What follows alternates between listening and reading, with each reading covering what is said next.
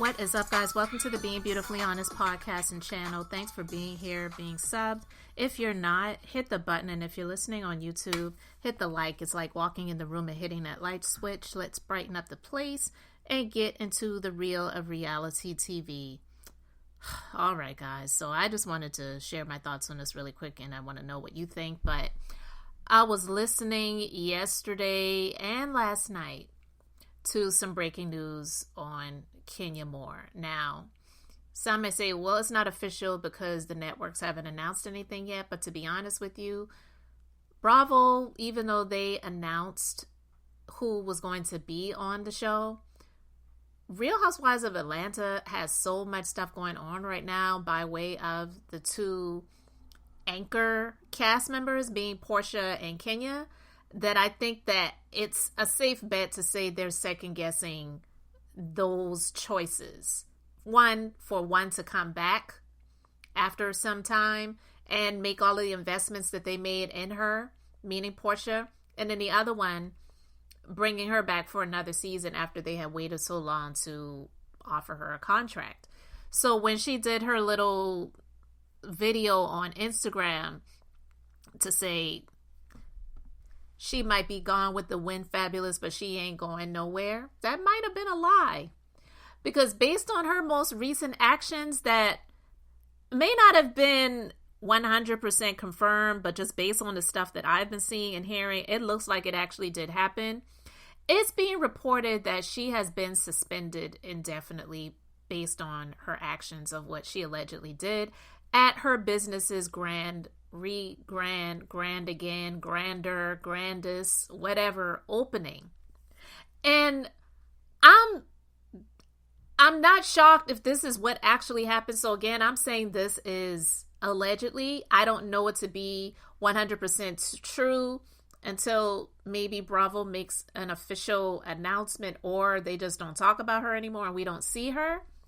But based on what she has been accused of doing, what she did was pretty much the equivalent of what Hotel Holt, Melody Rogers' ex-husband, was arrested for, which was revenge, PORN, or the attempt of doing so. So that's serious. That's not something that should be taken lightly. And the fact that if she has been suspended indefinitely, that's also my reasons why I'm not watching new episodes of Love and Marriage Huntsville, because the fact that they brought this brickhead N-word back to this show to have him sit and deny, deflect, give excuses, blame, try to put people in the same boat that he is in after what he was tried, arrested, and convicted, because he was convicted. He's just appealing the conviction right now of doing. He doesn't deserve to be on television. So if what Kenya did was true and she was putting this newbie on Front Street, showing whether it was pictures on a phone, Polaroid pictures, slideshow, big old cards that she had printed up with this person chewing on some man meat and talking about how she escorted and how much she charged and she's a this and she's a that, then she deserves to be suspended. I don't care how much people like her or they're on Team Twirl. See, that's why I ain't on nobody's team, except I try my best to be on the side of right. And what can we really know 100% when it comes to these people? We don't know their personal lives. We see what they showcase on television and sometimes on social media. But you could like this person in terms of their looks, their personality, what they have going on about themselves, but you really don't know these people in real life. And it's really just best to stand back when it comes to this. Be respectful, admire, be inspired, all of those good things. Take the good from it if you can, but trying to be so closely connected where I'm team this person, I'm team that person, you don't know these people. You don't know them. Root for them, want them to win, want them to succeed, do all of that stuff. But to be so upset because actions had to be taken against someone that you like is just weird. Because when I was listening to Michelle A.T.L.E. and Brown, shouts out to her for getting the exclusives and having this information, a lot of people were upset. I won't say a lot of people, but there were some people that were upset, and they were like, well, Bravo this and Bravo that. It's like, well, these are the actions that they are responding to. Like, what do you want them to do? Like, what do you want them to do? If she indeed did this, she really didn't give them any real choices but to say, you know what, we're going to have to suspend you for now until we can figure this out. So to me, Kenya doing this, especially at this business, that's why I question, is this a legitimate business? Is this a legitimate beauty business, a legitimate beauty salon? Like, seriously, I wonder sometimes, because I'm just like, I don't know. Who in their right mind would do something like that at their business when it should be about your business and making money? Yeah, the Real Housewives of Atlanta is a revenue stream for her, but it's not something that she owns. So why would you risk it all and take these actions at your supposed legitimate business when it could cause you to lose another check? When you're trying to make money and get checks at this new venture that you started and that you were going to use the presence and the media and the marketing of the Real Housewives of Atlanta to get butts and seats, to get people coming in, to get their hair done. Because from what she said, it sounds like she's struggling. She said those words out of her mouth. I've been struggling to get butts and seats.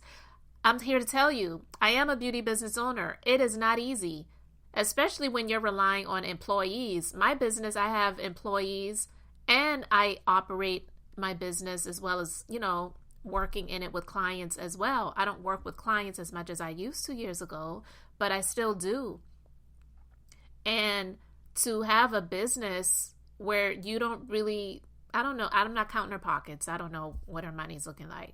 But I'm assuming you don't really have the money like that to really invest in quality staff that would really want to come there, work there, be there, promote, grow, all of that good stuff.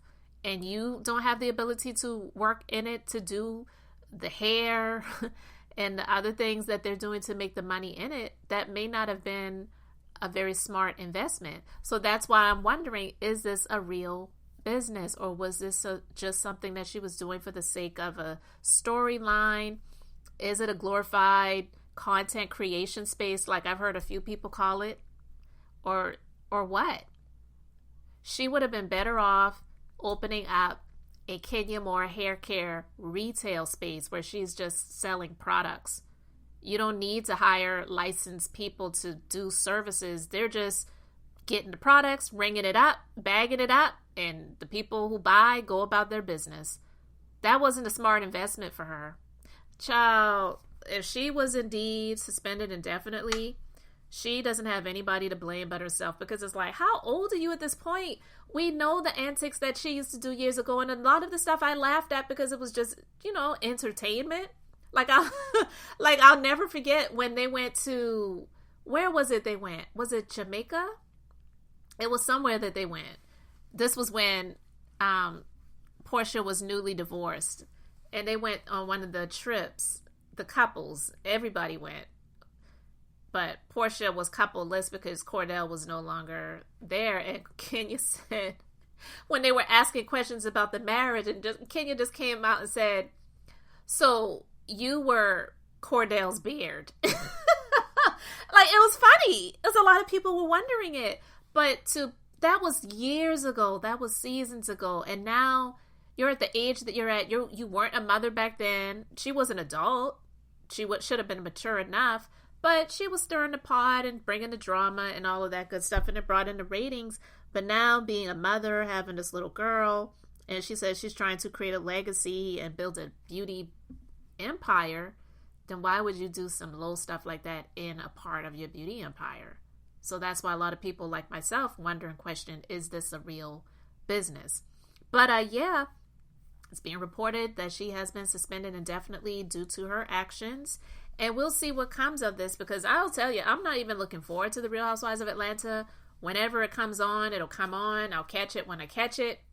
I might talk about it here and there, but I really could care less about this show because it's season 16, and Real Housewives of Orange County, which I started watching from the very beginning, took a few seasons off from watching it years ago, but OC is the OG of the Housewives franchises, flat out, hands down, no matter how many people want to try to deny it. And yeah, Atlanta is the OG of the Housewives franchises when it comes to the predominantly black. But if we're just talking about Housewives, period, Orange County, they started this. It was just the Real Housewives of Orange County. So it's looking good from the trailer that I saw. I might talk about it, honestly, because they keep the mess going on over there. And a lot of it is real life stuff, even though Heather, with her privileged self, gets on my nerves, but she's living a life legitimately. Her husband is a very successful, world-renowned, I should say, and well-rounded plastic surgeon who kind of messed his face up a little bit, but I digress. I'm looking more forward to that than I am the Real Housewives of Atlanta, because it just looks like they've made some bad choices. Kenya doing what she's done, Portia not waiting to file for divorce after she came on to the show and secured the bag. You sign the contracts, but from what I believe, I don't even think they get paid until they start working. So anyway, I just wanted to share my thoughts on it. What do you think is going to come of all of this, especially if it is true that she was suspended indefinitely? And I actually believe it. I don't think Michelle is lying, although I know a lot of people say, oh, Michelle is a Kenya hater. I don't believe anything that she says. I don't believe that she has any reason to lie about something like this. And I don't believe that all of her years in blogging and doing journalistic things that she has done in the internet space down there in Atlanta, she would jeopardize that by just coming out and making this up. So let me know your thoughts in the comment section. Thanks for being here, liking, and subscribing. I'm Beth, just being beautifully honest. So until next time, I wanted to keep it brief, beautiful, and now I'm going to say bye.